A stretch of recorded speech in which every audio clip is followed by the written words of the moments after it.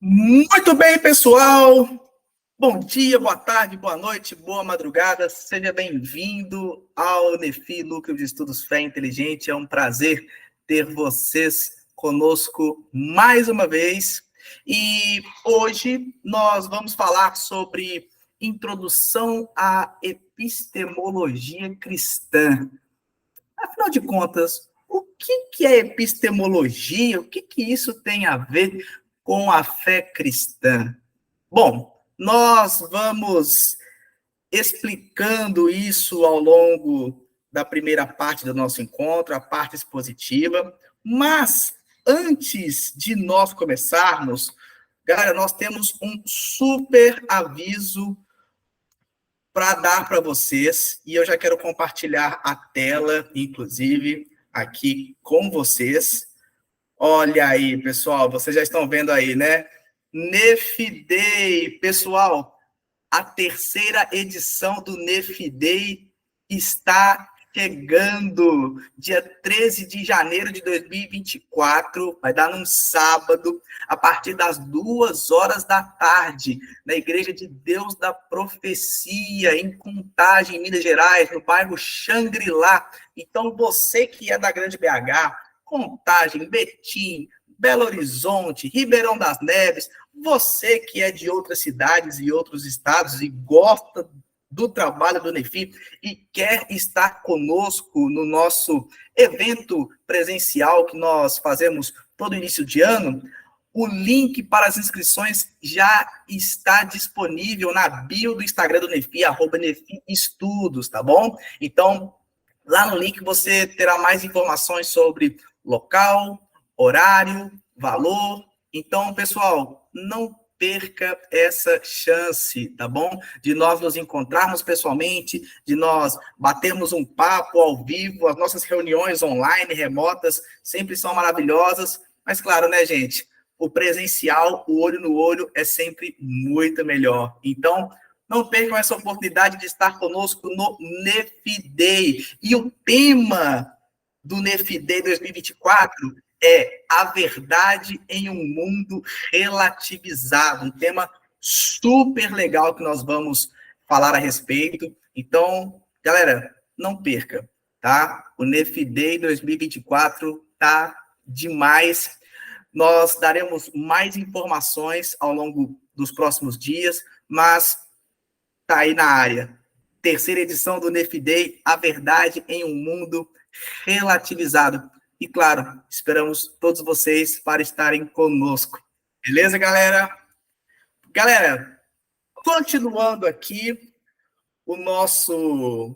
a nossa reunião, agora sim, né, começando diretamente no tema do nosso encontro. Hoje nós vamos falar sobre introdução à epistemologia cristã. Na verdade, esse tema de hoje, ele é parte de uma palestra que eu fiz no primeiro Nefidei em 2021, tá bom? Então, peguei uma parte da palestra e transformei ela nesse tema do nosso encontro de hoje. Então, nós vamos conversar um pouquinho a respeito, porque epistemologia cristã tem tudo a ver com a nossa área de ciência e religião, beleza?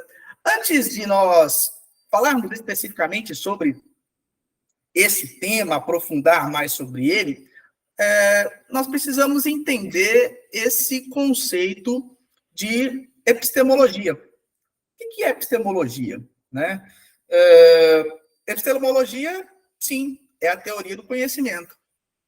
Mas se nós dermos uma explicação um pouco mais específica, nós podemos dizer que a epistemologia ela se refere a uma área da filosofia que analisa questões referentes ao conhecimento.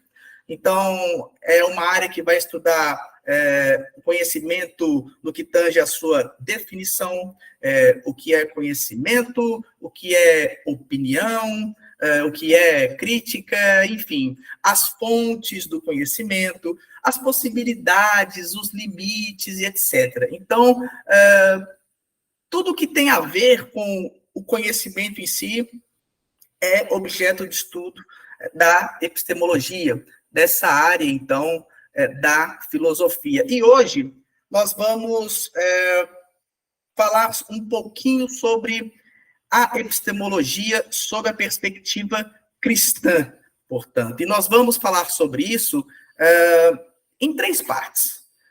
Primeiro, nós vamos falar um pouco sobre a fonte da atividade intelectual cristã, porque tem a ver. Depois, nós vamos falar sobre a dinâmica do conhecimento. E, por fim, nós vamos falar sobre o conhecimento e o engajamento cultural como missão de Deus. Tá bom?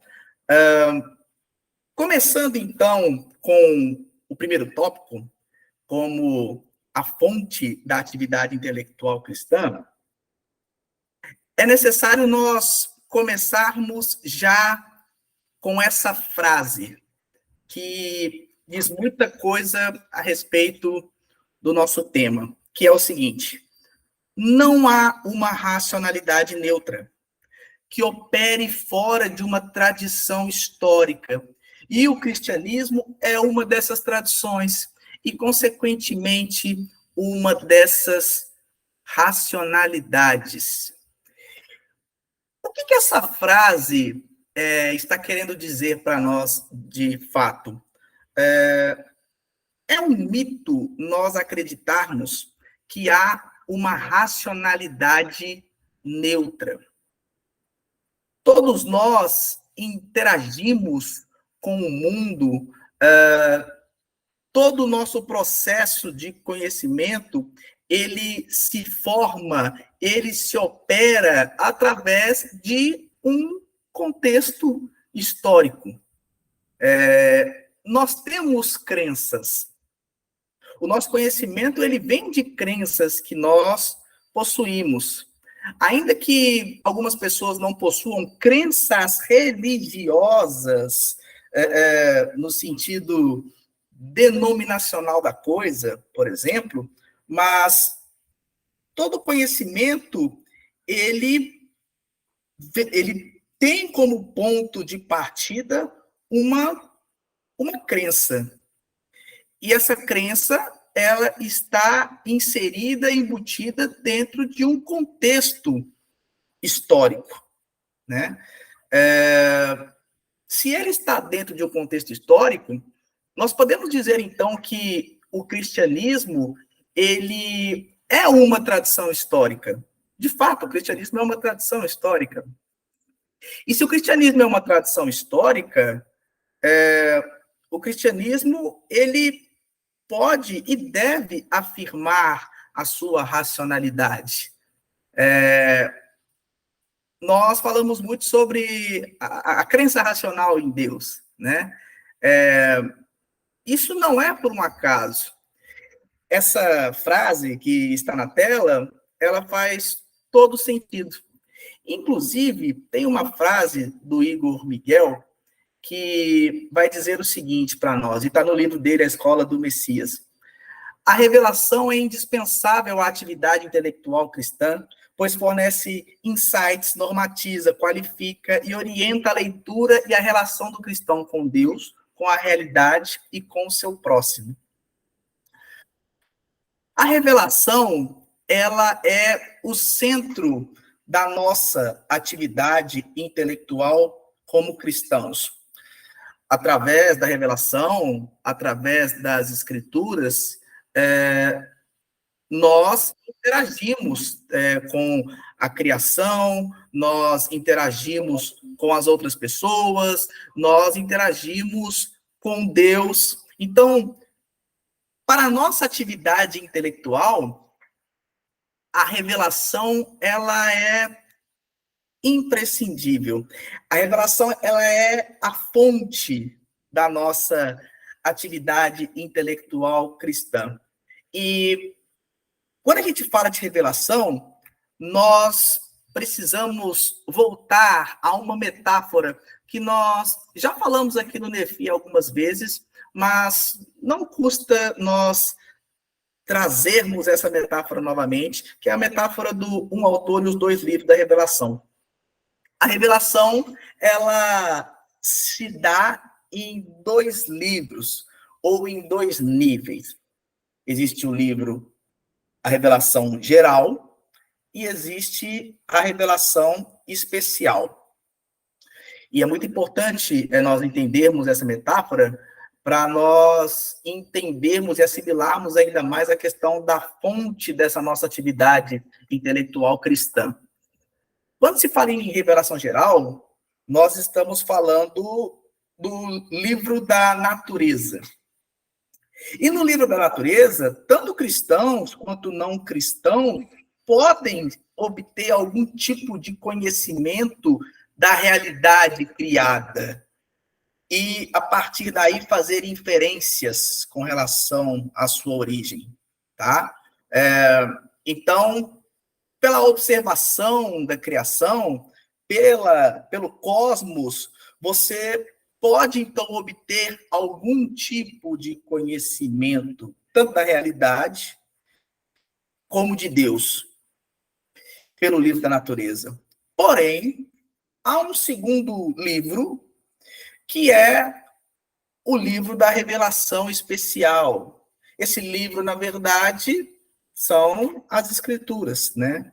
Então, na verdade, Deus, ele deposita sua revelação especial nas Escrituras, e para nós, essa revelação especial, a leitura dela exige duas coisas. A primeira delas é um coração regenerado, um coração transformado por meio do Espírito Santo. E a segunda coisa é a companhia da igreja, né? O livro da revelação especial, as Escrituras, ela nos leva a uma vida em comunidade, ela nos leva a uma vida comunitária, ela nos leva a uma vida de comunhão. Então, a atividade intelectual cristã, ela não parte apenas do ponto de vista de observação e interação com a criação, mas ela parte também de um coração transformado e de uma vida em comunidade, de uma vivência com outras pessoas, para que nós possamos compreender melhor a revelação especial, as Escrituras, o texto bíblico. É na comunhão que nós somos discipulados, é na comunhão que nós somos ensinados, exortados. Então, esse aspecto da revelação especial é muito importante. Como que esse conhecimento ele é operado?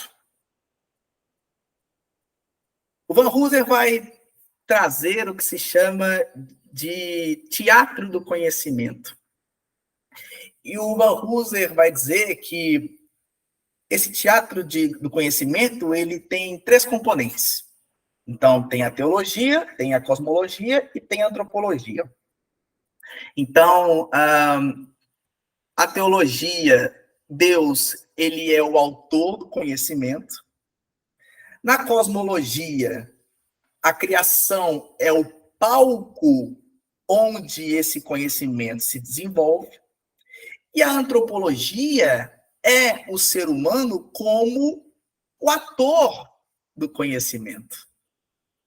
Ou seja, no nosso processo epistêmico, nós elevamos a nossa mente, o nosso coração, os nossos olhos a Deus, porque nós entendemos que conhecimento é graça. Se conhecimento é graça, nós devemos voltar os nossos olhos a quem é o autor desse conhecimento. Mirando o autor do conhecimento, esse conhecimento que eu absorvo, que eu apreendo, eu desenvolvo ele na criação, interagindo com a criação, trabalhando para o desenvolvimento da criação. É como se Deus, então, fosse o dramaturgo, nós somos os atores e o mundo é o palco.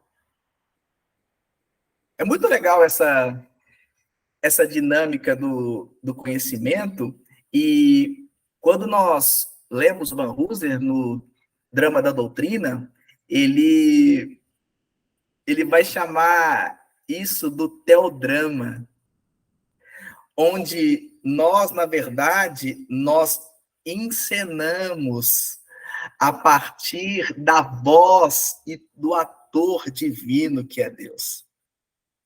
Tá vendo só que legal? É uma perspectiva diferente quando se fala do ato de conhecer algo. Então é muito legal essa abordagem que o Van Hooser traz, né? A nossa racionalidade, ela não é neutra. Nós estamos inseridos numa tradição histórica. A fé cristã, ela é racional. Nós operamos esse conhecimento que nós acessamos a partir do nosso voltar a Deus e operar ele dentro do mundo, mas a nossa atividade intelectual, mais do que compreendermos como esse conhecimento ele é formado e desenvolvido, nós precisamos utilizar esse conhecimento como um meio de nos engajarmos culturalmente com objetivos missionais.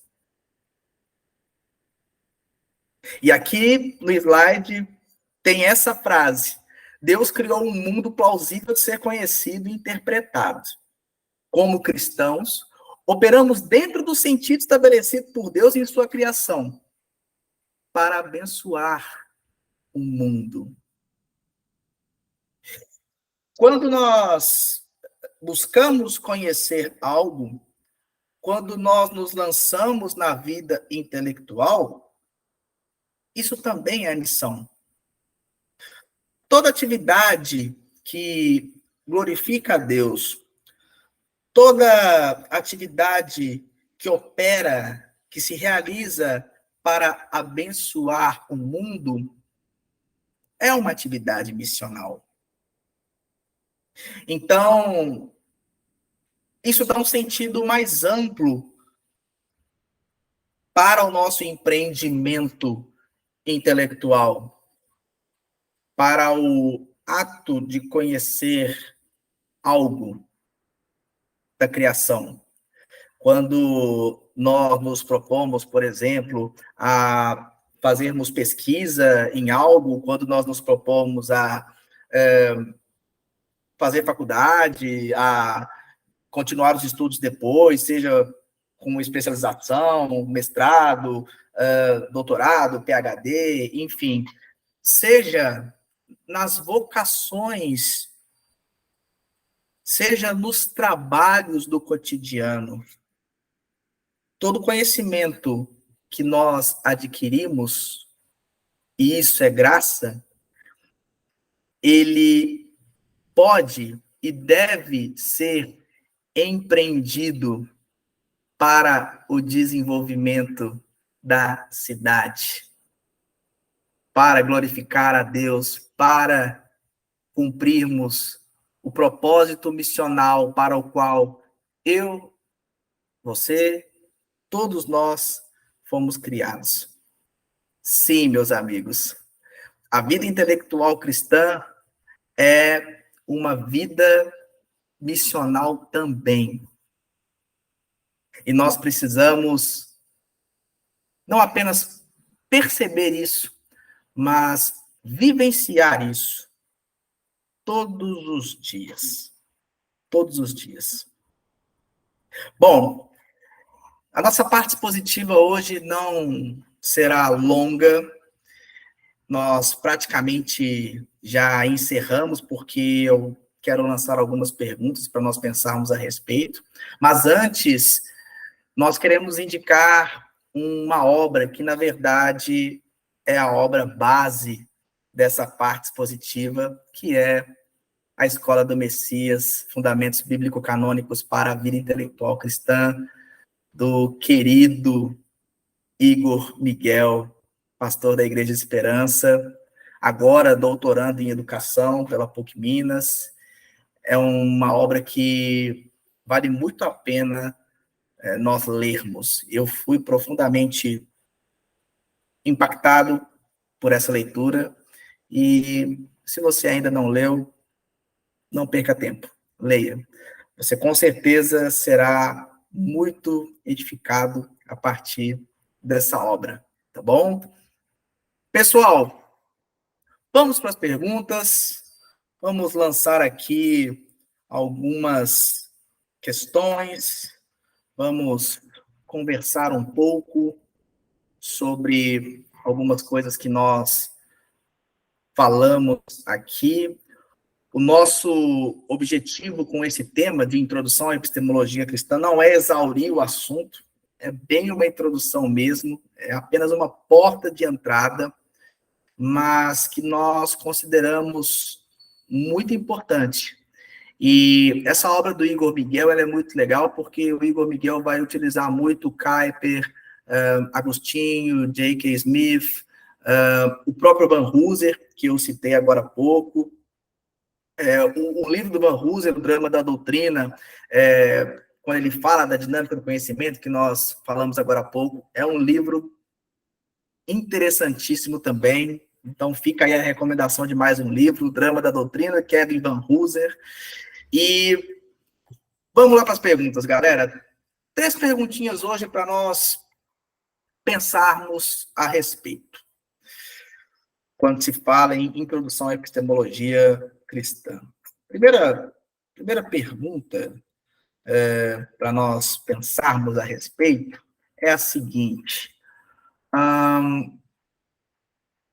em que medida a compreensão de que conhecimento é graça colabora com a nossa vida intelectual e com o modo como nós trabalhamos também as virtudes espirituais e morais? Como que esse entendimento de que conhecimento é graça nos ajuda a entendermos isso?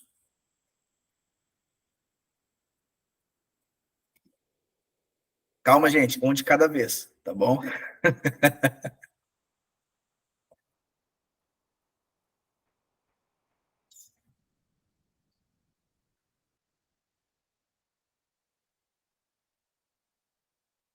Espera que está ao vivo conosco, coloquei no chat aqui a pergunta. Em que medida a compreensão de que conhecimento é graça colabora com a nossa vida intelectual e com o modo como trabalhamos virtudes espirituais e morais?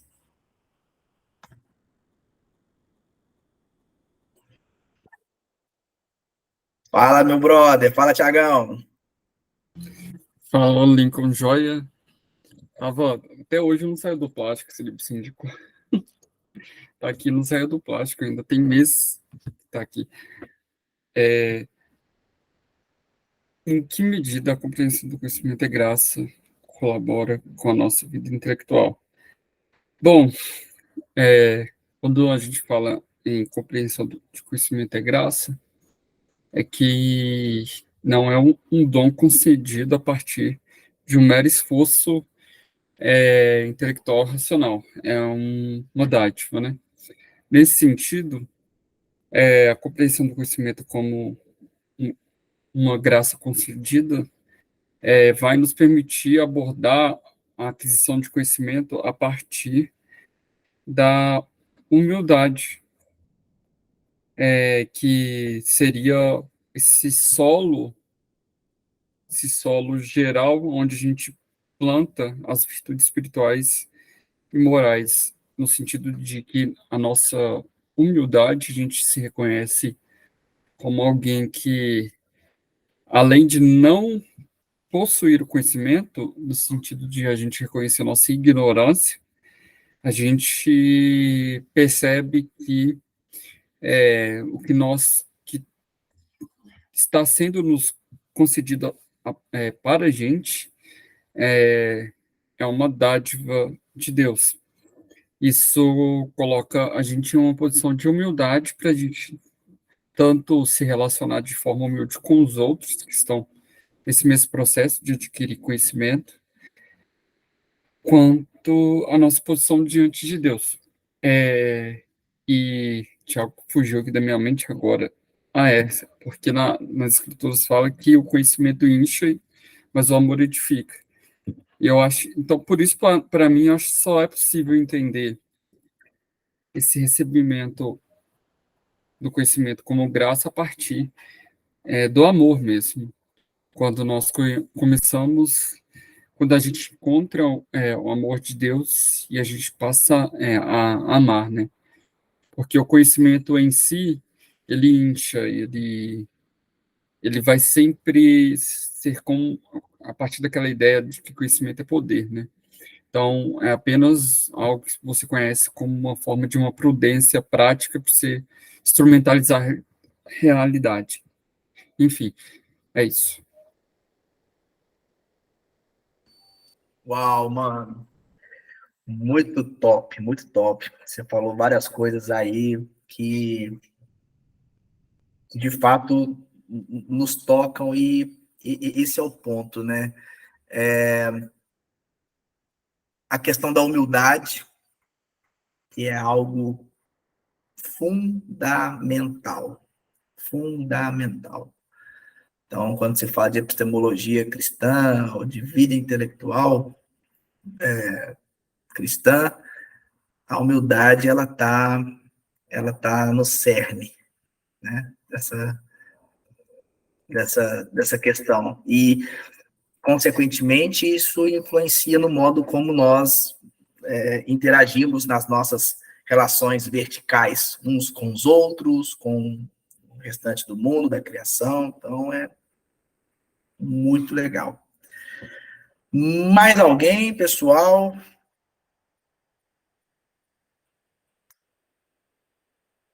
Fala, Manu.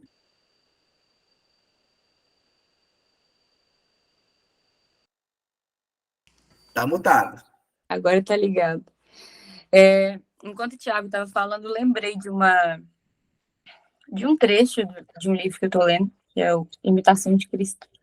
Inclusive, foi o Thiago que me emprestou. Mas olha esse trecho, gente, que maravilhoso. Fala assim, ó, quanto mais recolhido for cada um e mais simples de coração, tanto mais sublimes coisas entenderá sem esforço, porque do alto recebe a luz da inteligência. E quando o Thiago fala isso, né, de graça, enfim, a pergunta também tá relacionada a de que forma que a gente desenvolve essas virtudes, enfim. Eu acho muito interessante porque pensar sobre a glória de Deus, né? Porque o que a gente passa a entender, a gente recebe do alto, né? Isso mostra a glória de Deus. E como é que a gente glorifica a Deus com o conhecimento que a gente recebeu, né? Andando de acordo com aquilo e, mais do que isso, fazendo os outros entenderem aquilo também, né? Levar essa novidade de vida para o próximo. Então, eu acho que a partir do momento que a gente recebe algo de Deus, né, nessa questão intelectual da coisa, esse conhecimento, esse entendimento de que isso precisa ser compartilhado também chega, né? Porque por mais que a gente também precise entender, a gente precisa fazer algo com aquilo, né? Não é só para o nosso inchaço. Então, eu acho que essas coisas são simultâneas, né? Mas é isso.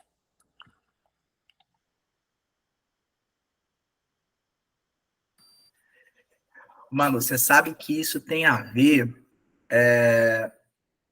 e eu nunca mais esqueço dessa frase de um pastor, amigo nosso, inclusive, que é o Bruno da Hora.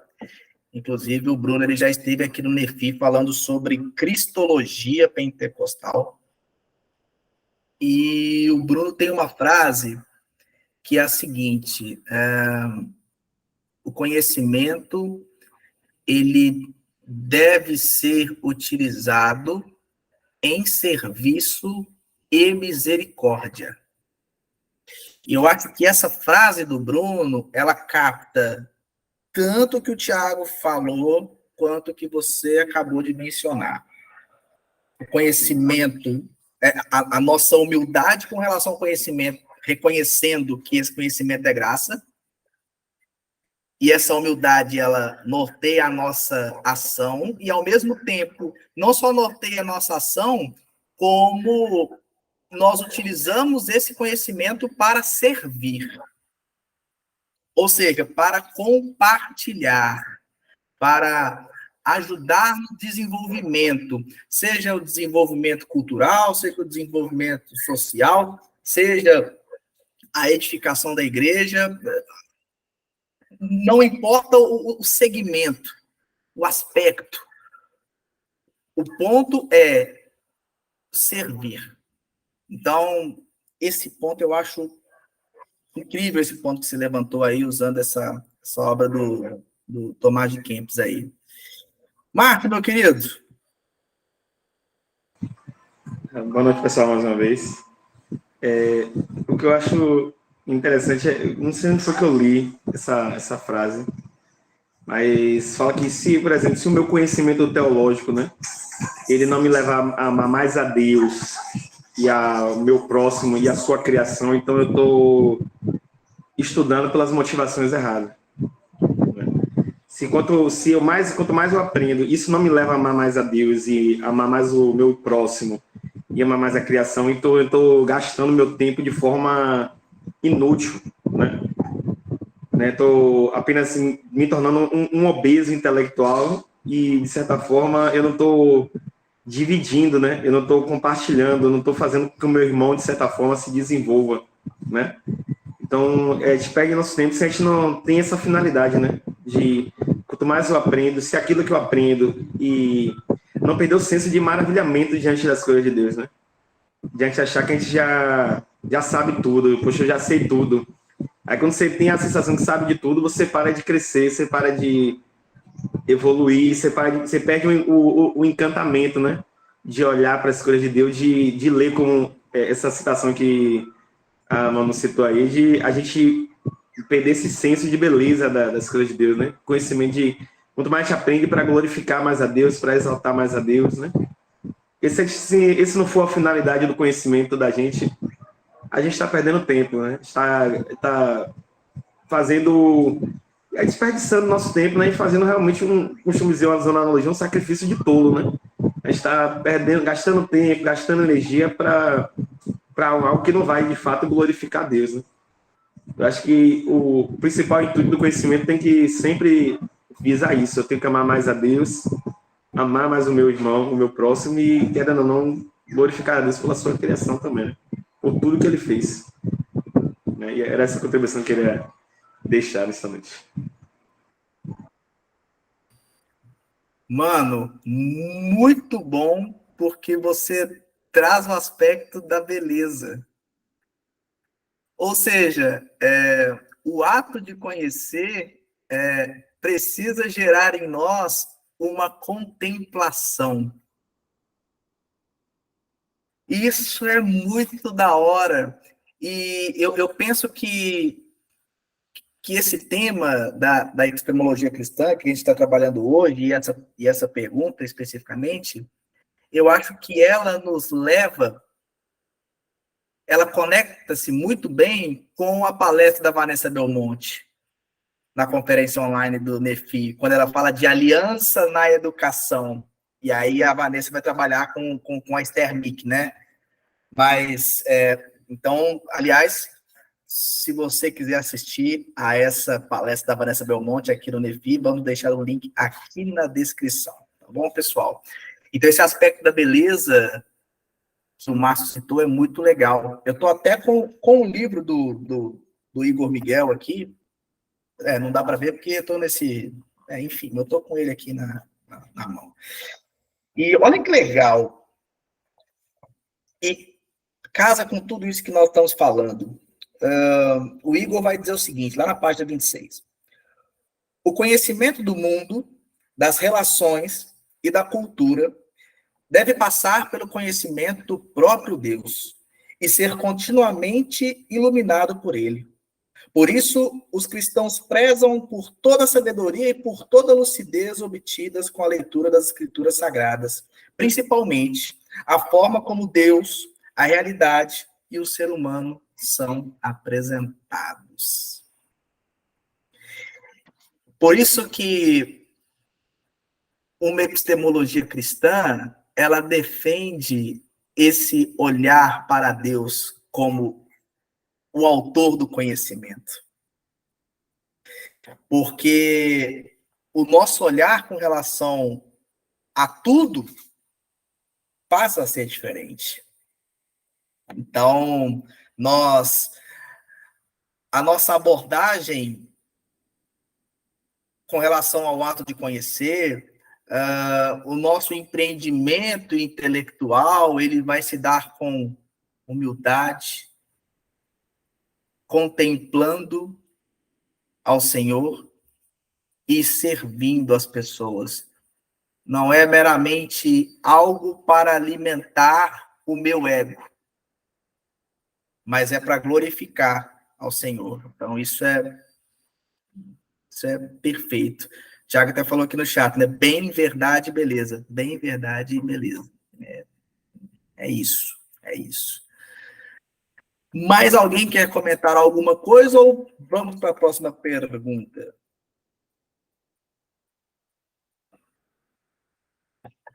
Bom, bora para a próxima pergunta, então. Continuando nessa questão do conhecimento aí, né?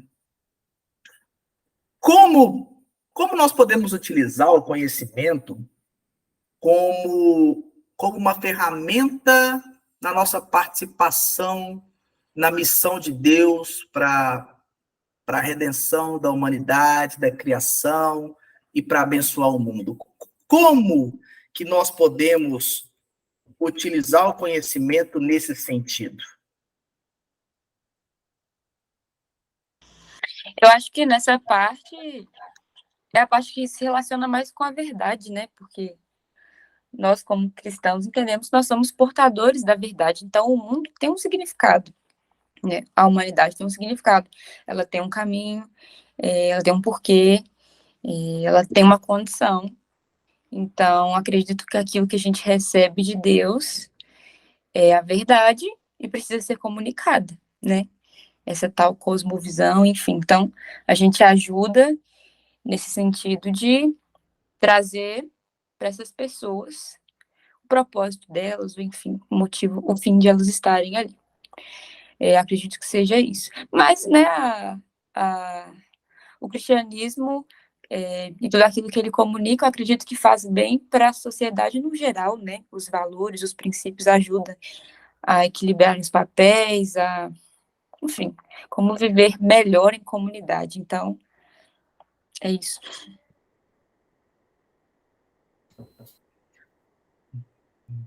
Maravilha, my friend. Márcio. Como a Manu trouxe na questão da verdade, né? Nós somos portadores dessa verdade e acho que a igreja tem essa missão de apontar para o mundo o sentido, né? Para que o mundo existe, né? Qual foi a finalidade que o mundo foi criado? O mundo não foi criado para a glória de Deus, né? Nós somos criados para a glória de Deus, né? Então, o universo não é um caos desordenado, né? Tem uma ordem, tem uma lógica, tem um sentido, né?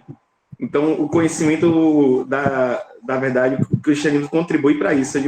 A gente realmente vive a verdade, nós conhecemos a verdade, né? E apontamos para a finalidade, né? Que o mundo tem um sentido.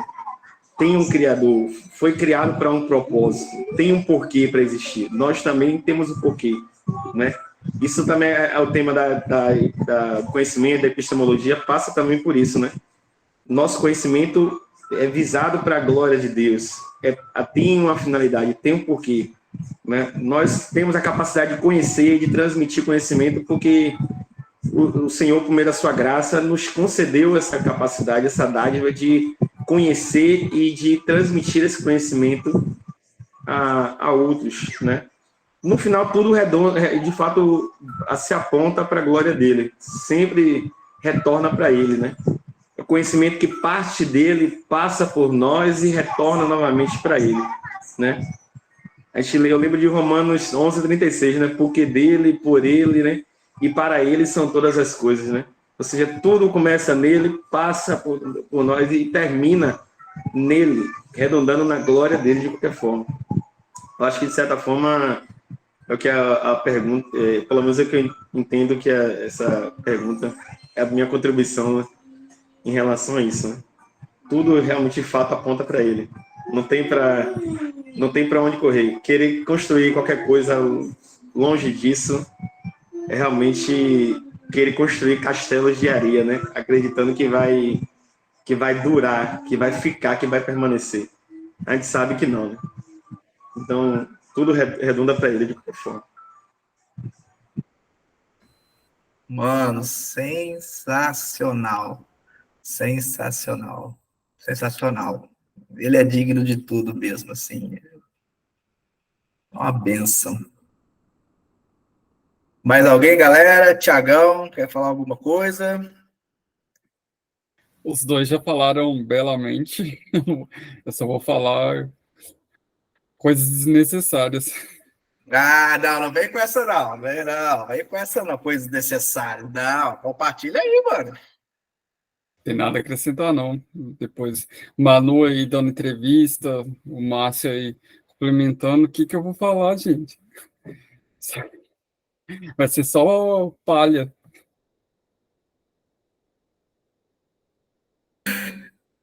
Ô, galera, a Manu tá colocando aqui no chat. Aquilo que o Thiago fala que é desnecessário rende umas 15 páginas de artigo para ele. Então, é bem assim, não. Ai. Gente, acho que contribuindo um pouco, dando os meus 2 centavos de contribuição com relação a essa pergunta, sobre como podemos utilizar o conhecimento como ferramenta em nossa participação na missão de Deus, para redimir a humanidade, a criação, abençoar o mundo, né? Eu acho que, primeiro, nós temos 2 papéis. Christopher Wright vai desenvolver isso na Missão do Povo de Deus, quando ele fala do cristão na esfera pública, na vida pública. As nossas vocações, o nosso trabalho, ele precisa servir. E, ao mesmo tempo, nós, com o nosso conhecimento, com o nosso trabalho, nossa vocação, nós precisamos fazer uma aproximação com a cultura e com o mundo. Como assim? Nós precisamos trabalhar para o desenvolvimento da cidade. Jeremias mesmo fala sobre isso para o povo ali no exílio babilônico, né? Olha, vocês estão no exílio aí, mas trabalhem para o bem da cidade, tá? Porque a prosperidade de vocês depende da prosperidade da cidade. Embora eu levarei vocês de volta para a terra de vocês, mas vocês precisam trabalhar para o bem da Babilônia. Então, nós devemos usar o conhecimento para nos engajarmos com a cultura. Agora, ao mesmo tempo que a gente se engaja com a cultura, a gente também entra em conflito com ela. Porque os efeitos do pecado estão aí. Os deuses falsos, eles atingem todas as camadas e todas as esferas da sociedade. Cultura, arte, ciência, tecnologia, economia, política e etc. Então, o nosso conhecimento utilizado em missão como um modo de proclamar a verdade, ele requer de nós esse engajamento e, ao mesmo tempo, esse confronto. E digo mais, possivelmente isso vai gerar sofrimento para nós. É bem possível que isso gere perseguição para nós. Mas, mesmo, ainda que isso implique em perseguição ou sofrimento, eu penso que o nosso conhecimento, o conhecimento que Deus concede a nós por graça, precisa transparecer e evidenciar o testemunho do Evangelho. Ainda que nós soframos, ainda que sejamos perseguidos por causa disso, ainda que soframos alguma retaliação pelo contraste frente à sociedade, frente à cultura. Então, eu acho muito legal isso que o Wright traz, porque eu penso que é um ponto a ser aplicado também quando se fala de utilização do conhecimento em prol da missão de Deus, né? E além disso, eu penso que a igreja ela precisa fomentar mais a interação das pessoas com a comunidade. Porque senão, toda a estrutura da igreja, o fim dela acaba sendo ela mesma. E não fins missionais. É a mesma coisa do conhecimento. O conhecimento, para mim mesmo, ele em nada contribui, a não ser encher a mim mesmo.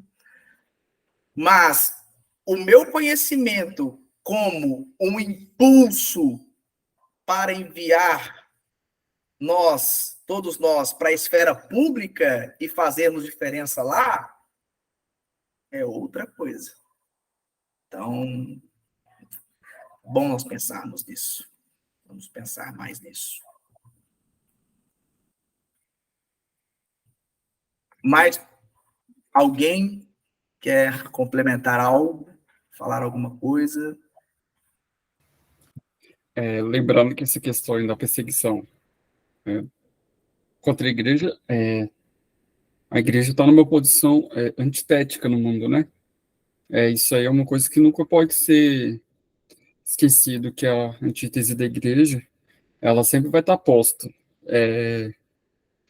E Deus não vai converter o mundo. Então,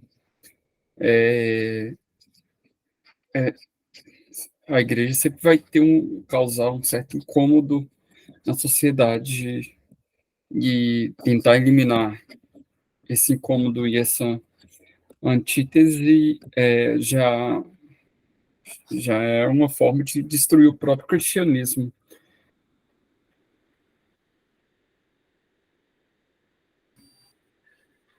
Exatamente, mano. Exatamente. Porque a igreja, o papel e a identidade da igreja é exatamente o propósito de ser uma comunidade de contraste dentro da sociedade. E aí é aquela ideia de sal da terra, luz do mundo, é exatamente isso. É esse contraste. Então, se a igreja perde isso, se nós cristãos perdermos isso, fica realmente muito, muito difícil. Por isso que é aquela coisa. É meio até que uma tensão, mas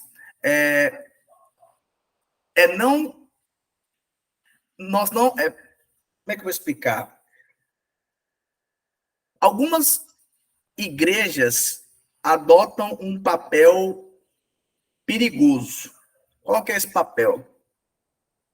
Alguns lugares, eles absorvem tudo da cultura. E absorver tudo da cultura é um problema. Só que tem um outro extremo, que é comunidades totalmente alienadas da cultura. É uma coisa bem dicotômica. Não, a igreja está aqui, o mundo está aqui, e são dois planetas assim que... E o Gorin vai falar que o nosso papel não é nem ser absorvido, nem ser alienado, mas é uma aproximação. Mas é aquela aproximação. Eu estou aqui, mas eu não sou daqui. Eu estou vivendo na terra daqui, a terra do céu. Né? Marcos Almeida, se você estiver vendo aí, ó, Nefi te ama. Mas, entendeu? Eu penso que conhecimento é a mesma coisa, entendeu? Eu acho que isso precisa ficar evidente. A igreja precisa evidenciar isso. Nós cristãos precisamos evidenciar isso. Mano, nunca vi essa série For the Life in the World. Nunca vi. É Netflix? É Amazon? Não. Dá para achar no YouTube, de graça para ver. Eu recomendo, até se quiser passar no Nefi, são 7 capítulos maravilhosos. Uau! Porque você me falou dessa questão de peregrinação, eu lembrei disso. Que essa série ela tem como tema a peregrinação. Nossa, mano, For the Life in the World. Mano, eu vou assistir. Fica a dica aí, tá, gente? For the Life in the World. No YouTube, você acha aí. Pô, muito legal, mano. Que top. Vou até anotar. Deixa eu copiar e colar aqui. Aí eu vou procurar no YouTube depois. Galera, última pergunta da noite. Opa, Márcio, meu querido. No caso, você comentou aí, a nossa relação com a cultura teria que ser uma relação, de certa forma, crítica, né?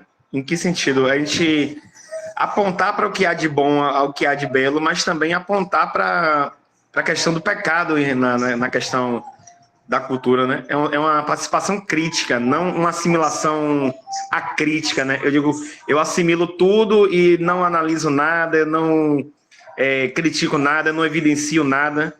Simplesmente eu absorvo tudo, ou então eu rejeito tudo, né? E, de certa forma, eu costumo dizer que é um trabalho até preguiçoso, de certa forma. Eu assimilo tudo, não analiso nada, então, ou eu rejeito tudo. Porque a via média dá trabalho. Você analisar, vamos dizer assim, como se estivesse comendo um peixe com muitas espinhas. Então, dá trabalho você comer, tirar o que é bom e descartar a espinha sem de forma se entalar com aquilo ali.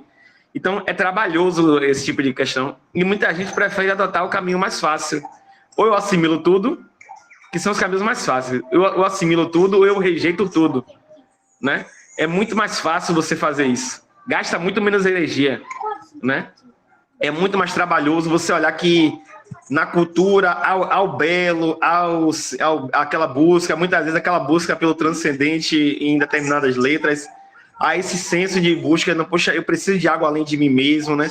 Eu tenho necessidade de buscar algo além de mim mesmo. Então, muita coisa você vê isso em filmes, você vê em músicas, Você vê, por exemplo, em animes, em alguns animes, você vê sempre aquela necessidade de um salvador, de algo. Então, sempre muita coisa apontando para isso, a cultura. Essa necessidade de algo além de si mesmo, né, por exemplo. Então, é trabalhoso, mas é o que a gente precisa fazer, é apontar o que há de belo, mas também o horror do pecado na cultura, né? Como o pecado corrompeu em muitos aspectos a cultura. A gente tem que ter essa assimilação, né? De olhar o que há de bom, mas também de apontar o que há de ruim na cultura. Eu digo aí, você tem que ter uma participação, tem que assimilar uma parte, o que é bom, mas também a gente tem que apontar aquilo que é ruim, aquilo que precisa ser redimido por nosso Senhor Jesus Cristo, né? Aquilo que precisa ser redimido por Ele. Né? É esse tipo de relação que a gente tem que ter com a cultura, né? Como você falou, eu tive esse...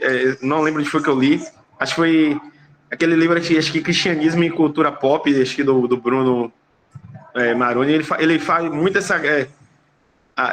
passa muito por esse tipo de questão, né? Que a gente tem que olhar para a cultura e ver o que há de bom, o que há de belo ali, mas também para apontar para o horror do pecado também na cultura, né?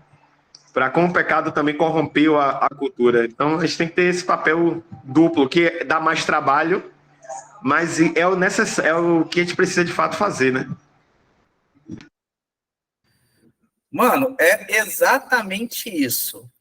É você trabalhar para o desenvolvimento da cidade e, ao mesmo tempo, exercer o papel de profeta, denunciando aquilo que está errado. É exatamente nessa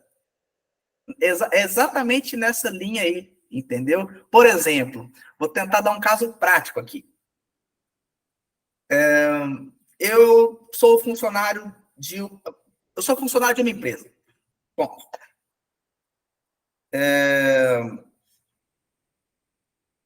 como eu posso fazer missão?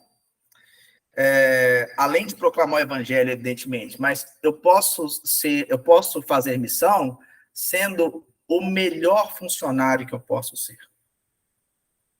Sendo um exemplo para os meus colegas, um exemplo profissional, um exemplo ético, como pessoa, produzindo, ajudando a empresa em que eu trabalho a se desenvolver, utilizar o meu conhecimento e as minhas habilidades em prol do trabalho, para que aquele meu contexto se desenvolva. O contexto, a empresa desenvolvendo, todos vão desenvolver. Agora, você está lá no seu trabalho, de repente, chega uma proposta para você. E essa proposta envolve uma corrupção, por exemplo. E você é colocado na parede. Se você não fizer isso, eu vou te prejudicar. E aí? Como é que fica? O que eu vou fazer? Entende? E aí, de repente, isso aqui não está certo. E eu denuncio isso. Olha, eu estou sendo coagido a praticar algo completamente antiético, um ato corrupto, por exemplo. Então, eu trabalho para o desenvolvimento da empresa, mas, ao mesmo tempo, eu denuncio quando algo está errado dentro dela. A nossa interação com a cultura deve ser assim também, né? Então, Márcio, exatamente nessa linha aí que você falou mesmo, tá? Engajamento e confronto. A gente vive nessa tensão mesmo, mas é isso. Mas é isso mesmo. Manu, my friend, você estava com a mão levantada. Era só um comentário rápido, né? Porque a gente está falando sobre cultura, mas é bom lembrar que a gente também faz parte da cultura, né? Que a gente produz cultura. Então, essa crítica sobre o que é bom, o que é ruim, precisa nos atingir também, né? Acho que a primeira crítica precisa nos atingir. Aí eu vou pregar a palavra do Tomás de Kempis de novo, mas é porque é muito bom isso, gente, olha isso. Toda perfeição nessa vida é mesclada de alguma imperfeição, e todas as nossas luzes são misturadas de sombras. Vou parar por aqui. Então, quando a gente tem essa percepção de que até o bom que a gente está produzindo pode ser ruim também, tudo muda, né? E eu acho que isso é muito necessário mesmo. A gente está vivendo um tempo que, infelizmente, né, não sei se vocês estão acompanhando as últimas notícias, mas, nota, saindo muita coisa ruim de pessoas admiráveis, né? Pessoas que escreviam livros, e, enfim, tem escândalos, né? Pessoas envolvidas em escândalos. Então, é muito triste isso, né? Para a igreja. Então, eu acho importante também a gente fazer ter esse posicionamento, assim, contra os de fora, mas o que está sendo produzido dentro também. Infelizmente, é triste. Estou angustiada com os últimos acontecimentos, mas acho que é importante isso, né? A gente ter consciência das nossas falhas, de onde a gente pode cair, e de que nem tudo que a gente produz é bom também. Na verdade, quase nada que a gente produz é bom. Mas a gente faz alguma coisa com o auxílio de Deus mesmo, né? Então, é isso. Ter na mente que ser contracultural também pode, não sei, revelar alguns dos nossos maiores pecados. Então, é bom que a gente tenha temor na nossa ação também. My friend, é isso mesmo. É exatamente isso. O caso de Mike Bickle, recentemente, gente, eu confesso que esse caso do Michael Bickle, estou por fora. Também fiquei por fora, eu vi isso num comentário rápido em algum lugar e eu fiquei assim, o que aconteceu? Ah, nossa. Entendi.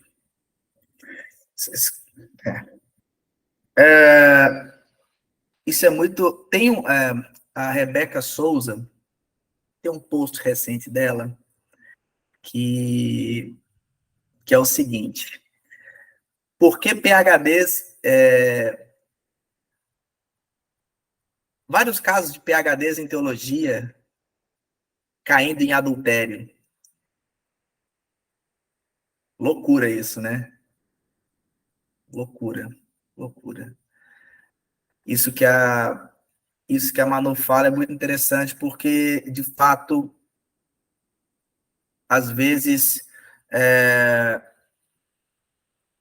isso pode revelar coisas nossas que nós nos surpreendemos, sabe? E isso requer uma autoavaliação, um olhar, né? Márcio, meu querido. Até, se falando de PhDs, é até a questão, muitas vezes, da vaidade, né? Às vezes o perigo o perigo da intelectualidade, de a gente se envaidecer por conta do conhecimento, né? E aí deixar muitas vezes, de vigiar o nosso próprio coração, né? As nossas próprias intenções em relação àquilo. A gente está tão seguro do que a gente conhece. Eu conheço a Bíblia, eu estudei, eu sei, eu conheço do grego, eu conheço do hebraico, eu sei das minúcias da teologia bíblica, eu conheço os detalhes da teologia sistemática, estou por dentro das últimas na teologia filosófica. Então, aí muitas vezes a pessoa acha que o tempo de experiência e o tempo de caminhada, acha que o coração muitas vezes está imune a esse tipo de questão, do perigo do pecado. Eu já tenho uma rodagem, eu já tenho 10, 15, 20 anos de evangelho, então meu coração já está imune, meu coração já tá com imunidade em relação a isso, sendo que a gente precisa estar constantemente em vigilância em relação a isso, né? Talvez esses PhDs estão caindo, às vezes isso é uma suposição minha, às vezes pelo conhecimento, achando, eu já sei alguma coisa, eu já tenho um domínio, já conheço, eu já sei. E aí, por achar que já sabe, aí para de vigiar tanto intelectualmente quanto também emocionalmente, a questão dos afetos, das emoções, deixa de vigiar em relação aos pecados ocultos do coração, né? E aí, por isso que a gente vê muitos casos caindo, porque eu acho que perde isso de foco. Acha, eu já tenho uma caminhada, então eu não preciso mais estar vigilante, tão vigilante assim. Então a pessoa relaxa. E nesse relaxamento, muitas vezes, a gente cai em pecados, em armadilhas, né?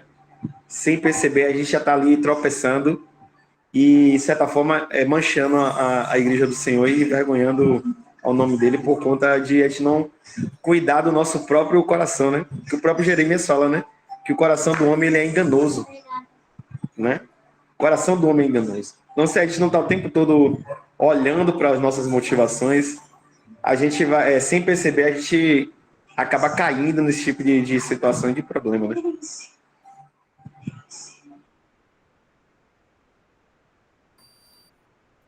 Exato, mano. Exato. É aquela, é aquela velha armadilha de confiar. Aquela velha armadilha do sou motorista há 30 anos, nunca tive acidente, nunca bati o carro, não é agora que eu vou bater. E de repente, o inesperado acontece. Bom, galera, uma última pergunta para nós fecharmos a noite é a seguinte: na opinião de vocês, qual é o maior desafio na defesa de uma perspectiva cristã para a epistemologia?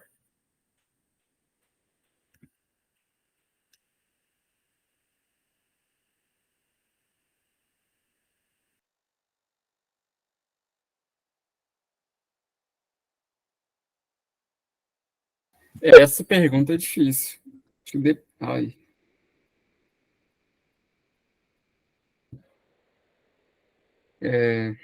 Talvez lidar com os, como diria Alvin Plant, que lidar com os anuladores. Só lembro disso. Seriam lidar com as críticas, né? Que é o que o Alvin Plantinga faz na sua epistemologia, lidar com os possíveis anuladores, isto é, as críticas que as perspectivas fazem, né, quanto ao cristianismo. No caso, ele defende do marxismo, da ideia marxista, e também lá do Freud, uma que é sobre, como é que é? O cristianismo como uma ilusão, acho que Freud fala isso, né? Ele fala alguma coisa assim de ilusão. E o Marx, a crítica específica do Marx eu não lembro agora, não. Mas no que ele estudou história deve saber. Mas eu acho que talvez lidar com esses anuladores, no sentido assim, geralmente você vai conversar com, às vezes, com não cristãos, ou esse pessoal, eles vão citar essas críticas, né? Que você precisa responder a questão do problema do mal, entender como, e também entender, pegando-se do ponto de vista de se você pegar a perspectiva clássica de epistemologia, entender como a crença cristã pode ser verdadeira, qual é a base para a verdade dela, né? Como ela pode ser justificada, que é o que o próprio Alvin Plantinga faz, né? Que aí ele vai usar o modelo Calvino-Aquino e fala do senso religioso, de um senso religioso no coração do ser humano, que sustenta o conhecimento da verdade.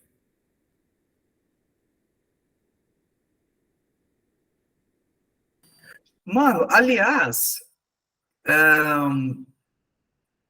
você citou é porque eu estou lembrando de relance aqui. Você citou a questão do Plantinga, e eu estava ouvindo mais cedo o BTcast, que o Bigo gravou com o Thiago Pereira, o Davi Bastos, o Gesiel e o Bruno Nascimento.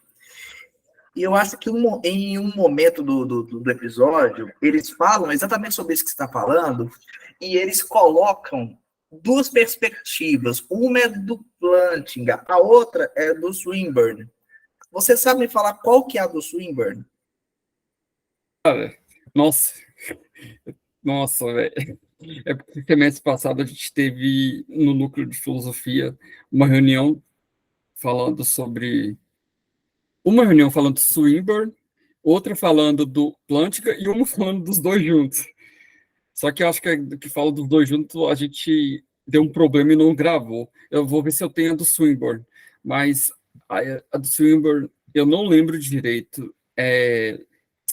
Porque ele fala ele parte de uma perspectiva mais evidencialista. E ele tenta sustentar, eu acho, a fé cristã a partir dessa ideia de evidências.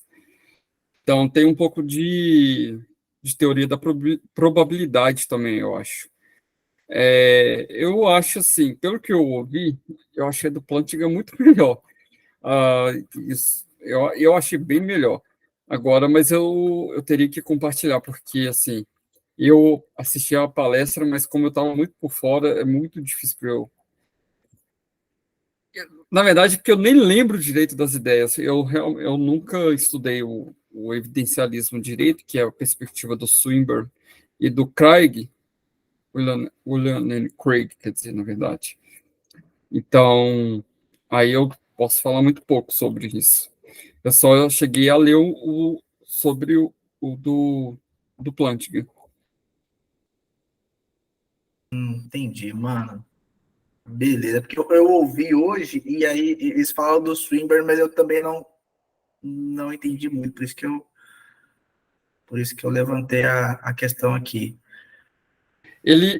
Essa questão da probabilidade é porque, por exemplo, o Plantinga vai falar sobre dar um fundamento de justificar a fé cristã, como esse conhecimento pode ocorrer, né? E a partir lá do modelo Calvino-Aquino e da questão do Calvino-Aquino e do senso religioso.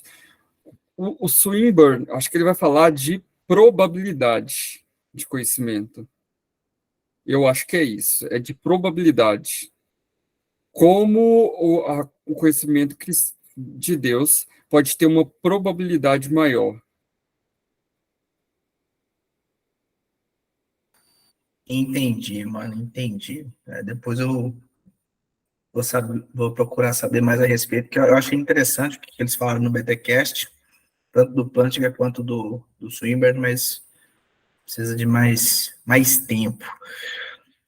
E aí, pessoal, qual o maior desafio na defesa de uma perspectiva cristã para a epistemologia? O Thiago levantou a bola aí, né, das tentativas de anulação. Quem mais? Fala, Márcio! Eu estou tendendo a concordar um pouco com o que o Thiago trouxe aí nesse aspecto. É de realmente, acho que no mundo que está tão, de certa forma, relativista, né? A gente trazer essa questão da plausibilidade de haver um conhecimento a partir do conhecimento de quem Deus é, né, em primeiro lugar. Né? De que há possibilidade disso. Que, aliás, a busca da verdadeira epistemologia parte do conhecimento de quem Deus é, em primeiro lugar. Né?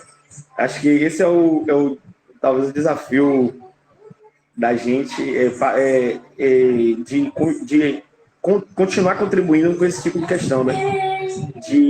Eu chamo que parte desse centro, dessa parte primordial, e que, de certa forma, que haja lógica, né? Que ainda que a pessoa não possa, de certa maneira, não acreditar em Deus, mas que consiga enxergar que há lógica naquilo, né? Como acho que o Plantinga fala sobre a questão da crença cristã, a crença básica, se eu não me engano, né? E não sei se eu não me lembro, acho que é a questão não sei se é a questão de fundamento ou não precisa de uma evidência de certa maneira, mas que há lógica naquilo, há fundamento naquilo, de não. Tem lógica de se construir uma teoria do conhecimento a partir a partir de quem Deus é, né? A partir da crença em um ser superior, que seja, né? Da crença, mas acho que há essa possibilidade, há plausibilidade para isso, há lógica em querer se fundamentar um conhecimento, né? Em um ser que está acima de nós e que é a base e o fundamento do verdadeiro conhecimento, né? Que é o próprio Deus. Tem lógica. Acho que o Plantinga também, um pouco que eu já li no Plantinga, ele tenta muito também passar por isso, né? De provar a lógica a fundamento, a lógica em se acreditar nesse tipo de construção da epistemologia, passando por isso, há fundamento para a coisa. Né? Tem como se construir a lógica para isso. Né? Tem como, a possibilidade de se construir um conhecimento. Talvez o maior desafio é evidenciar isso. Né? Como nós podemos evidenciar essa lógica e essa possibilidade de forma que até mesmo quem não crê em Deus, pelo menos aceite a possibilidade disso, né? E é isso, obrigado. Né? De que há essa lógica, há a possibilidade, até quem não crê em Deus consiga aceitar que há uma lógica na construção do conhecimento, né? Há uma lógica, de certa maneira.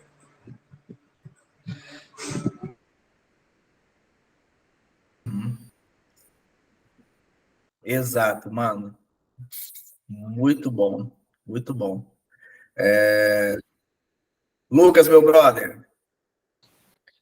Boa noite, gente. Eu não peguei aí o começo da conversa, então a opinião aqui de quem pegou o bonde andando. Cara, eu gosto sempre de pensar no cenário do chão da igreja, sabe? E talvez eu diria que o maior desafio seria o incentivo de pensar mesmo sobre isso, sabe? Tipo, lá na base, né, quando a pessoa começa a congregar, começa a aprender, participar de escolas bíblicas, eu acho que isso é uma coisa que deveria ser mais incentivada. Porque às vezes você tem pessoas que já caminham há muito tempo na fé e não conseguem desenvolver nenhum início, nenhuma base de pensamento para isso, sabe? Então, sei lá. Eu acho que, assim, pensando nisso, eu diria que o incentivo desde o início da caminhada seria um grande desafio, viu?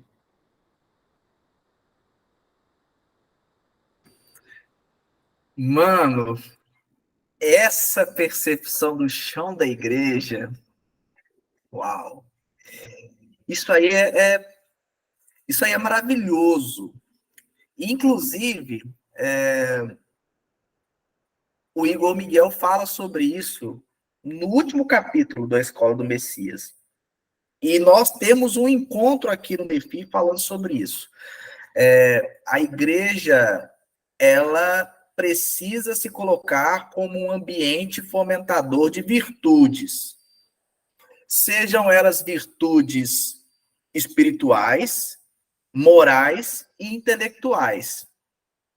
De fato, quando a igreja ela se propõe a ser essa incubadora de virtudes, isso, de uma certa forma, é preparar um campo para essa defesa da perspectiva cristã de epistemologia. De fato. Vou pegando algo aqui com base nisso que você trouxe para nós. Muita gente fala assim, a letra mata, é um exemplo, né? Pega Paulo e desvirtua. Ou então,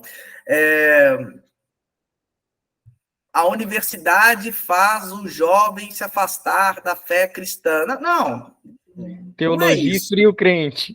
Teologia. Aliás, o Bibo lançou um livro recente agora, semana acho que passada ou essa, né? Teologia esfria o crente, né? Que é da coleção Teologias para Todos, né? Da Thomas Nelson. Entende?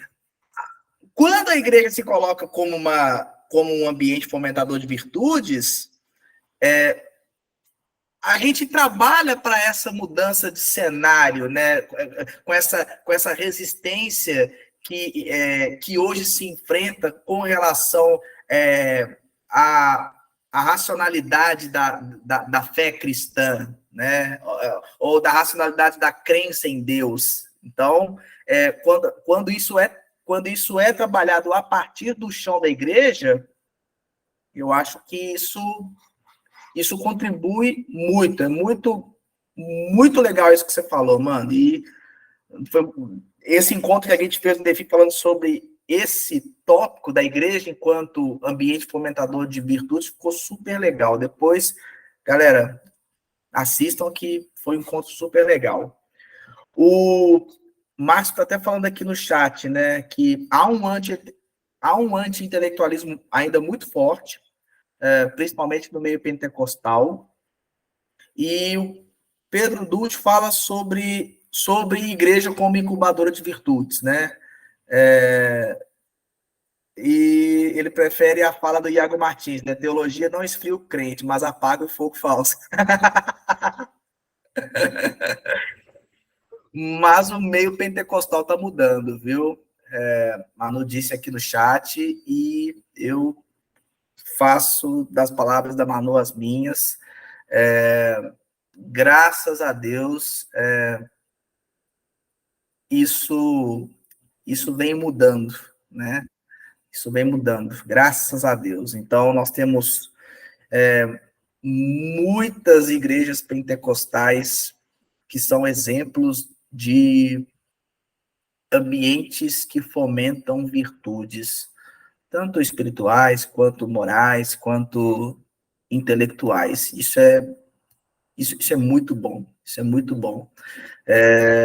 Inclusive eu admiro muito, e nós tivemos o privilégio de receber aqui no DEFI o Gutierrez Siqueira, né? A gente conversou com ele sobre o livro dele, Quem Tem Medo dos Evangélicos, e recebemos também outros pentecostais aqui no DEFI, o próprio Tiago Kiefer, que esteve conosco aqui falando sobre as reformas protestantes, falando sobre pentecostalismo. Então, tem muita gente bacana, pentecostal, pensando a esfera pública, produzindo coisa boa. Então, vale a pena a gente conferir, né? Lucas! Então, eu só queria usar esse espaço, esse parênteses que a Manu jogou ali, e reconhecer a importância do DEFI. Eu confesso que eu era uma pessoa que, às vezes, tinha uma desconfiança com o pentecostalismo, e o NEFI tirou isso de mim. Tipo assim, essa ideia, sabe? Realmente, você vê muita coisa mudando, muito incentivo nessa área, sabe? E inclusive do Gutierrez, né, que você citou, eu lembro que eu assisti aqui. E é muito interessante, porque você vê vários tipos de estudos diferentes, de perspectivas diferentes, vindas de igrejas diferentes. E isso mostra, né, tipo, a totalidade daquilo que Cristo tem para entregar através da sua igreja. Então, enfim, parabéns aí ao NEFI. Mano, que bom, que bom. Nossa, a gente fica muito feliz mesmo, de verdade. Glória e fogo. Mano, falando aqui no chat. Márcio, meu brother. Eu fiz um comentário, a questão do... Porque eu sou pentecostal, sou de uma igreja pentecostal, né?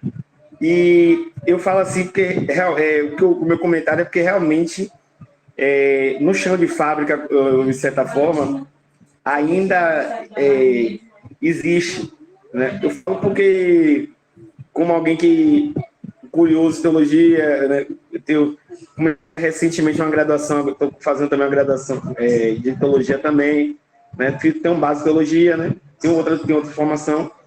Então, ainda existe essa resistência, né? Eu estou falando como alguém que vive na pele, né? Eu sinto essa resistência, de certa forma, né? Inclusive, eu falo até com... é uma expressão que eu não gosto muito de usar, mas, nesse caso, com lugar de fala, de certa maneira. Mas eu já ouvi, eu já tive o desprazer de ter que ouvir em certas pregações, de eu estar no culto, a pessoa dizer, eu quero a graça e não quero o conhecimento, sabe? E olhando para mim, a pessoa diretamente olhando para mim, eu, assim, constrangido ouvindo isso, porque eu sabia que eu gostava de estudar, de curioso da palavra, tentar estudar, então, porque ainda existe esse meio pentecostal, neopentecostal, apesar de eu tô feliz que está mudando o cenário, né? Mas ainda existe. Por isso que eu fiz esse comentário. Eu não falei comentário de quem está fora da coisa, mas quem tá sentindo, quem vive na pele no dia a dia, de domingo a domingo, essa é a realidade. Porque onde eu frequento é uma igreja pentecostal, né? Então, sou pentecostal e falo com... Por isso que eu fiz o comentário, né? Mas, graças a Deus, está mudando o cenário. Eu fico feliz que, graças a Deus, está tendo uma produção cada vez maior tanto do meio acadêmico, né? Você vê editoras publicando cada vez obras, e obras com substância, né? Com robustez teológica, intelectual, com conteúdo, né? Não baseado em achismo, mas com pesquisa séria, com pesquisa compromissada com a ética, né? Com um conteúdo bíblico e teológico sério. Então, eu fico feliz com o que eu estou vendo nos últimos anos, né? E feliz também pelo vendo o Nefi dando esse espaço também, né? Como deu recente pro Vinícius Couto, que eu não pude estar, mas eu vou assistir depois, né? Falando com uma visão dentro da perspectiva wesleyana também, né? Dando esse espaço para ouvir, para uma discussão saudável e democrática, né? Eu acho que porque cada corrente teológica tem seus acertos e tem seus erros, né? Eu não posso me fechar na minha bolha, achar não, a minha tá certa e acabou, e o resto se vire. Tanto por isso que eu tenho um certo asco de alguns calvinistas da jaula, por exemplo, que acham que o calvinismo é o evangelho, né? Como se somente... E olha que eu falo com quem gosta muito de ler autores calvinistas. Gosto muito de ler. Inclusive, até leio mais autores calvinistas muitas vezes do que pentecostais, de certa forma, né? Gosto, mas eu acho isso meio chato dizer, aqui é a realidade, aqui com certeza, né? Então, eu acho saudável esse tipo de debate em que haver que um vai aprimorando o outro, né? Para ver que há o bom e o belo e aquilo que é horroroso em qualquer uma das correntes. Vai ver pessoas que falam atrocidades em qualquer lado, absurdos teológicos em qualquer lado. Mas tem essa humildade de saber, não, eu estou aqui para aprender, eu estou aqui para me desenvolver, para crescer, para aprender com o diferente, né? Para saber respeitar e para quando criticar, eu criticar com embasamento. Eu não estou criticando em achismo, eu estou criticando porque eu sentei para ler, sentei para estudar, sentei para tentar entender, ainda que eu não concorde. Eu não sou calvinista, mas nem por isso eu vou deixar de ler para tentar entender. E quando criticar com consistência. Não, eu critico porque eu li, não foi porque fulano me falou. Eu fui na fonte, eu li um pouco de Calvino, li um pouco de Kuyper, por exemplo, mas para dizer, não, eu fui na fonte, eu li, não concordo por isso, mas eu gastei meu tempo para tentar ler, para tentar entender, né? Então, acho que o Nefi está no espaço para isso, esse tipo de coisa, acho que é, com certeza, maravilhoso, né? Desculpa se eu falei um pouquinho demais, mas é coisa de quem é formado em direito também, a gente fala com os cotovelos, né?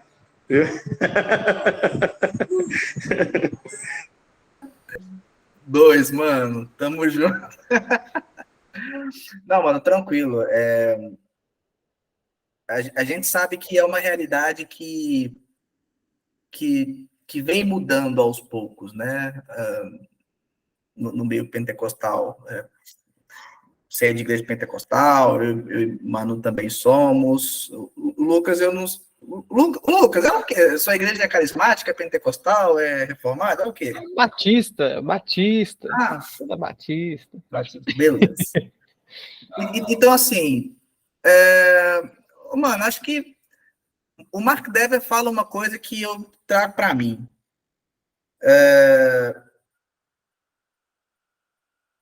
Nós temos cercados, há uma diversidade teológica, mas eu acho que diminuir os cercados e dar as mãos é um caminho, sabe? Acho que é aquilo que você falou. A tradição cristã é uma tradição muito rica. Então, a gente aprende muito com reformados, carismáticos, pentecostais, anglicanos, luteranos, católicos, ortodoxos. Cara, o importante é Cristo, entende?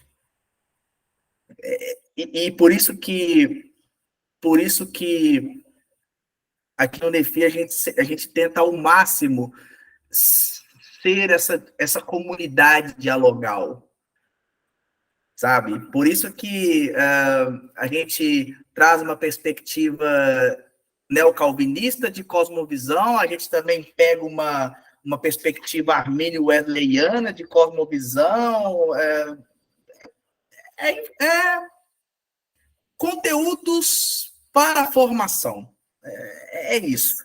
Acho que esse é o caminho, né? Nós estamos aqui hoje na reunião e tem pentecostal, tem reformado, tem carismático e, mano, tá tudo certo. E o Nefi é isso aqui, é esse ambiente gostoso, bacana, véspera de feriado, e a gente está aqui trocando uma ideia, pensando, né, à luz de Cristo. Isso aí é o mais importante, sempre, sempre. Ô, Márcio, eu não queria brigar, não, viu? É porque você explicar meu ponto, que é porque essas críticas são as mais conhecidas, né? Tipo assim, todo lugar que a gente vai, você escuta isso. E eu gosto de fazer um contraponto. Eu não sou pentecostal de tudo, o Lincoln sabe disso. Eu também tenho muitas questões. Na verdade, eu acho que eu tenho mais questões que tudo. Mas eu gosto muito da igreja pentecostal, sou de igreja pentecostal desde criança. Tem coisas no funcionamento da igreja pentecostal que eu gosto e defendo até onde puder. Eu falo mal da minha doutrina com os meus. Com o resto, não. Então, foi só isso, tá?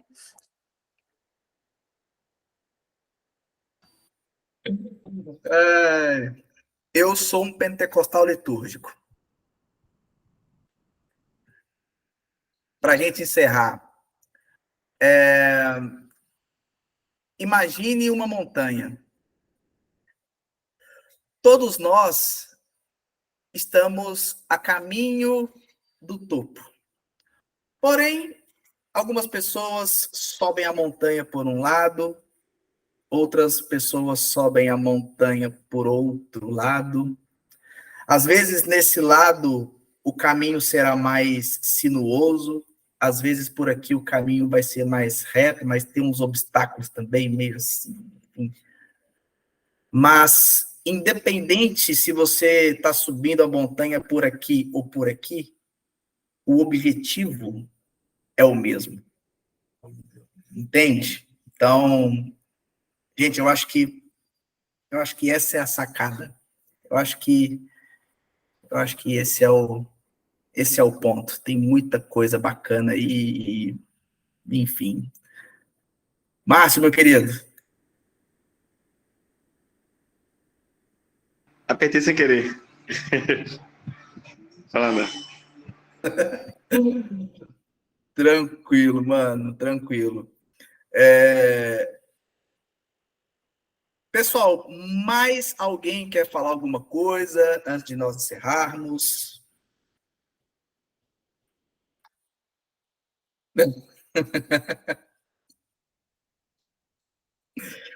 Aí, pessoal, você que está assistindo pelo YouTube, você não pega as zoeiras do chat, entendeu? Gente, participa ao vivo. Se você puder, participa ao vivo, que o chat do Nefi é o chat da zoeira. Olha, o ponto auge dos nossos encontros é o chat. Ai. Pessoal, antes de nós encerrarmos, eu quero mais uma vez compartilhar com vocês o nosso banner do Nefi Day. Galera, tá chegando. Dia 13 de janeiro, terceira edição do Nefi Day, e o tema é A Verdade em um Mundo Relativizado. Se você quer mais informações, clique no link que está na bio do nosso Instagram, @NefiEstudos.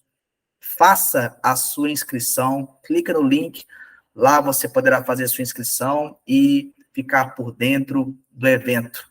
Nós contamos com a presença de todos vocês, tá bom? Como a gente disse no início do encontro, nossos encontros aqui online, remotos, são super legais, mas quando nós temos essa oportunidade de, pelo menos uma vez no ano, nós nos encontrarmos, estarmos juntos, nos abraçarmos, batermos papo e fazermos um encontro ao vivo do Nefi, é evidentemente muito melhor. Então não perca essa oportunidade de estar conosco aí no Nefi Day, A Verdade em um Mundo Relativizado, dia 13 de janeiro de 2024, dando um sábado, viu, galera? Então, fiquem tranquilos, final de semana, dá para vocês aproveitarem bastante o evento.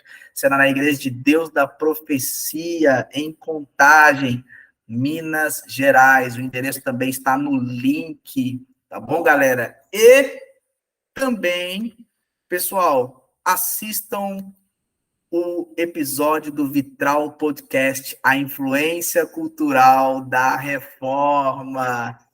Esse bate-papo que tivemos, né, junto com o pessoal do Efeito Prisma. Então, a Manu representou o Nefi e o João Pedro representou o Efeito Prisma para conversar com o Bruno e com o Madison, os meninos do Vitral.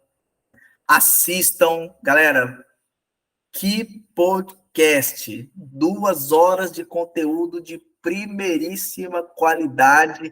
Manu arrasou nesse podcast, meus amigos, tá de parabéns. Então, se você ainda não assistiu, assista. Nós vamos deixar o link aqui na descrição também. Tá bom, galera? Pessoal, acho que é isso. Acho que encerramos nosso encontro por aqui. A todos vocês, muito obrigado. Sigam o Nefi no Instagram, @NefiEstudos, e se inscreva também aqui no nosso canal no YouTube, Núcleo de Estudos Fé Inteligente, tá bom? Se você quer fazer parte do nosso grupo de WhatsApp, para ficar por dentro da nossa agenda de reuniões e também interagir com as discussões que nós promovemos lá no grupo, é só você deixar o seu WhatsApp com DDD no direct do nosso Instagram, tá bom, pessoal? Galera, um abraço para todos vocês, fiquem com Deus, até a próxima, galera, bye, bye, tchau, tchau.